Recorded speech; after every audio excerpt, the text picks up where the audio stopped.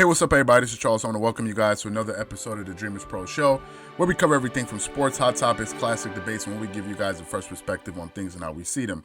And in today's episode, the topic is reacting to the Clippers versus Nuggets rematch on Christmas Day. So that's the topic I'm going to get into in today's video. But before we get into that, I want you guys to please make sure you go ahead and hit the like button, hit the subscribe button, hit the notification bell to be notified whenever we drop our content. Also, be sure to check out our Dreamerspro Podcast, which we have linked in the description below. So with that being said, let's just get straight into the content here. So anyway, as you guys know, training camp is open and players already doing their press interviews. I think practices are beginning to start to ramp up slowly. Now, I don't know what the protocols are regarding COVID in the with different teams. I don't know how they're going to phase their players in. I don't think they'll probably let all their players in all at once. I don't know. But I've seen some different interviews. I saw one with Kevin Durant yesterday. I saw one with Ivica Zubac, and them talking about, you know, some of the protocols. So anyway, the season is back and things are beginning to get underway.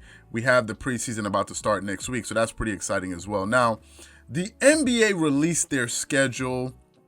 I think it was like late last night. I don't remember when I saw it, and I saw some of the games, but there were two matchups that really stood out to me. One of them I'm going to do in this video, obviously, which is one I just said here, and then the next one I'm going to do in the next episode that we're going to publish today, hopefully. So anyway, we're talking about the Clippers versus the Nuggets rematch, all right, and that's going to be one of the marquee games on the schedule for Christmas Day. Now, first of all, I think just going to give you guys my honest opinion here. I think that is good news to see these two teams match up. I thought we would have seen the Lakers versus the Clippers. We didn't, but the NBA decided to go in a different direction. But I think it's good news for us to see this matchup. Number one, first of all, the league wants to capture the drama of what happened last season. Now, although the Clippers lost, and it was bad for the Clippers, for the sports media cycle, it was a great day. A great day, right? I mean, there was so much interest generated around the sport, but in this case, it came in a loss. I don't think there would have been that much interest and drama around that series had the Clippers won. But because they lost, it was a huge story in the league. It dominated all of the major news networks, at least in the States. What do I mean by this? Let me tell you guys what happened that day. When the Clippers lost to the Dallas Mavericks, this is what happened. I'll describe our channel at least. When they lost to the Mavericks, we probably lost, because they lost the game at night, and by the time we posted that following day, we probably lost something like 30 or 40 subscribers that day, right? A channel as small as us, we lost about 30 or 40 subscribers just that day. By the time we did a reaction video, we released a few videos talking about Doc Rivers, talking about the Clippers, how they capitulated. And then we also we did a video on Kawhi Leonard, more centered on Kawhi Leonard. That video that we published that day turned out to be our best performing video ever. That video got like 60,000 views in a defeat. And with the drama around it, Undisputed produced the video. You guys saw the video. The video has well over 1 million views, and it was the biggest news in sports. So the Clippers, the league is trying to capture that drama again. That's the reason why they're picking that game, I believe. So I don't think they have any interest really in who wins that game. Now, for me, I think it's going to be a very interesting matchup between these two teams, and I'll tell you why. This is the reason why I'm most excited to see this game. Number one, I'm very interested to see how the Clippers' size will be able to adjust to playing against Nikola Jokic. Last season in that playoff series, and even Ivica Zubac spoke to it, how he said he'd never had a defensive assignment for 7 straight games like Nikola Jokic. The reality was the Clippers could not defend Nikola Jokic. Now, some could say they also could not contain Murray, but guess what? It's easier to defend Murray when you have a bunch of wing defenders, but when you have no size, it's almost impossible to defend Nikola Jokic. Now, given the fact that they had a lack of size, I still think they should have won that series because that's the reason they went up 3-1, right? But because they couldn't contend with him, because he was so big, he was so adept at passing, he would just pick the team apart, especially in the pick and rolls. When they would get him in a high pick and roll, it was pretty much night.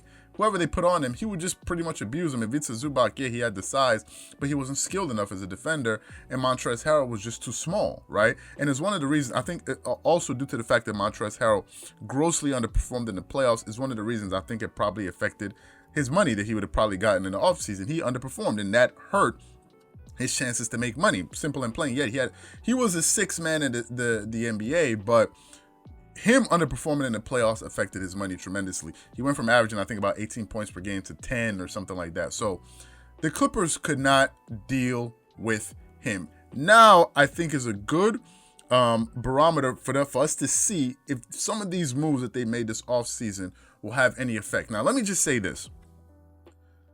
Any regular season game does not determine what's going to happen in the playoffs. If you remember, I think the Clippers got the best of the Denver Nuggets throughout the regular season. However, in the playoffs, that wasn't the case. I'm not saying that, if the Clippers win that game, they're going to win the series and they're going to... No. What I'm looking for is to see how these two teams match up. Specifically, how they match up with Nikola Jokic in the paint. That's the main thing I'm also interested to see. I'm also interested to see how to defend Jamal Murray. As y'all know, Jamal Murray was hot pretty much all throughout the playoffs. I thought the Clippers would have done a better job on him defensively, but the Lakers did. The Lakers were able to slow him down just a bit when they met them in the Western Conference Finals. The Clippers could not do that, and they were built to be one of the best defensive teams, especially on the wing in the league, and I didn't see much of that as well when it came to them playing against each other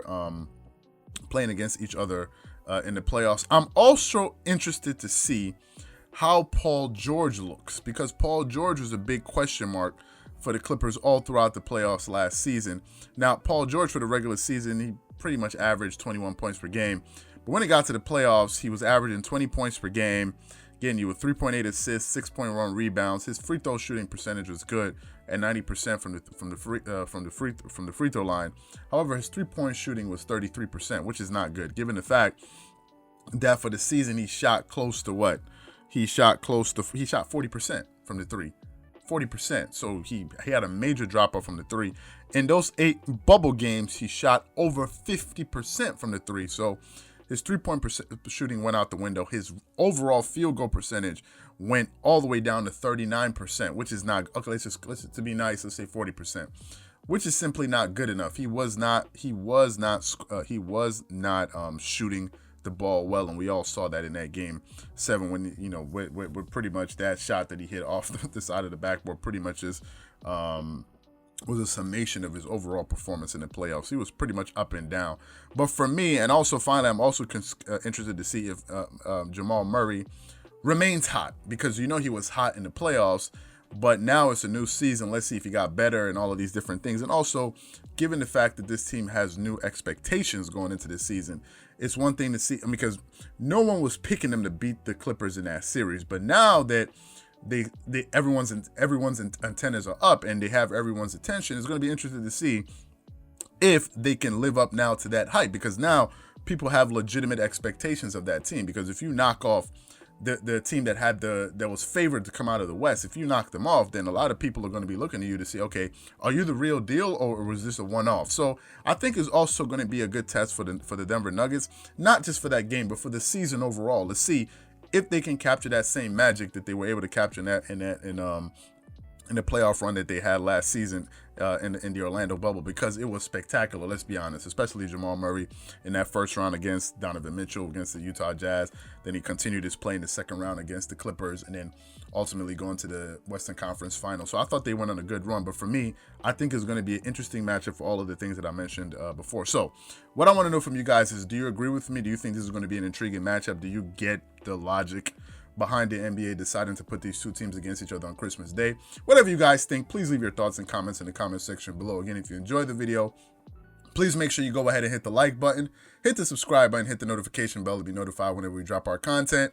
Once again, this is Charles here from Dreamerspro, wishing you guys an amazing day. Peace.